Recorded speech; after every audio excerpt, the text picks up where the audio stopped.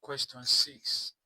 Simplify 9 raised to the power 1 over 4 times 27 raised to the power 1 over 2 all over 81 raised to the power 1 over 2. Here we have 9 raised to the power 1 over 4 times 27 raised to the power 1 over 2 all over 81 raised to the power 1 over 2. Here this is 9, 27 and 81. 9, we can write now as 3 raised to the power 2 all raised to the power 1 over 4 times 27 is 3 raised to the power 3 open bracket 1 over 2 all over 81 is 3 raised to the power 4 bracket 1 over 2. Here it becomes 3 raised to the power 1 over 2. 2 cancel here, we have 2 times 3 raised to the power 3 over 2 all over 3 raised to the power 2. 2 here, 1, 2 here, 2. By the time I multiply 4 times 1 over 2, we are going to have 2. That's why we have 2 here.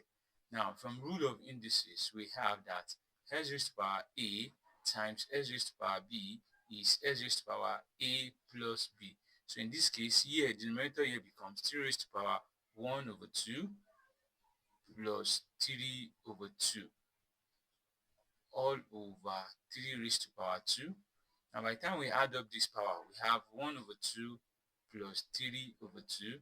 This is going to give us 4 over 2. And this is going to give us 2. So we have that this is 3 raised to the power 4 over 2 all over 3 raised to the power 2. And this is 3 raised to the power 2 all over 3 raised to the power 2.